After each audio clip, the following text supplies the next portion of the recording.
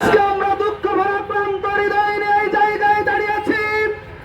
আপনারা দেখতে পাচ্ছেন, গোটা পৃথিবীবাসী দেখতে পাচ্ছে, ইসলামী ছাত্র শিবিরের উপর বিএনপি যুব দলের সন্ত্রাসী হামলায় নির্মমভাবে আমার ভাই হত্যা হয়েছে।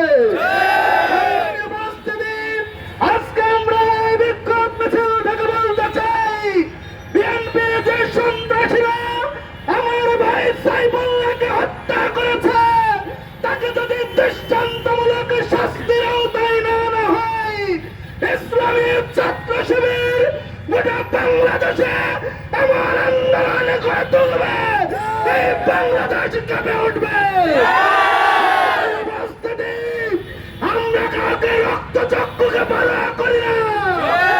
ইসলামী ছাত্র শিবির মায়ের উদয় থেকে শহীদের তামান্না নিয়ে রাজপথে নামে। আমাদেরকে রক্তচক্ষু দেখে লাভ হবে না। আমরা স্বরাষ্ট্রমন্ত্রীকে বলতে চাই, আপনি আপনার ডিপার্টমেন্টকে ঠিক করুন, আপনার স্বরাষ্ট্র মন্ত্রণালয়ের কাজ করুন।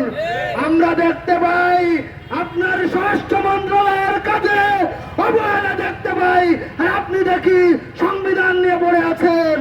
সম্মানিত উপস্থিতি, আমরা বলতে চাই, ইসলামী ছাত্র শিবিরের জনশক্তিরা টেকনাফ থেকে তেতুলিয়া, রূপসা থেকে পাতুরিয়া আজকে জেগে উঠেছে। খুনিদের কোনো পার সুযোগ নেই, খুনিদের কোনো পার সুযোগ নেই। আজকে আমরা দেখতে পাচ্ছি, এই বাংলাদেশের মানুষ তারা ভেবেছিল যে একটি নির্বাচিত সরকার আসলে বাংলাদেশের মানুষ শান্তিতে বসবাস করবে, তাদের জীবনের নিরাপত্তা ফিরে পাবে। কিন্তু আমরা দেখতে পাচ্ছি 24 পরবর্তী বাংলাদেশে বিএনপি সহ তার অঙ্গ সংগঠনেরা অসংখ্য খুনের নজির ঘটিয়েছে। বাংলাদেশের মানুষ মনে করে বিএনপি এখন খুনিদের দল হয়ে গেছে। সুতরাং এই খুনিদের দলকে বলতে চাই, আপনাদের দলের নেতা কর্মীদের সাবধান করুন। বাংলাদেশের মানুষ কিন্তু আমার 24-এর জন্য প্রস্তুতি নিয়ে রয়েছে। এদেশের জনগণ এদেশের স্বাধীনতার জন্য জীবন দেয়, রক্ত দেয়, বুক পেতে দেয়। তাদেরকে কখনোই স্বৈরাচার হয়ে দমিয়ে রাখা যায় না। উপস্থিতি আপনাদেরকে সকলকে ধন্যবাদ জানাই।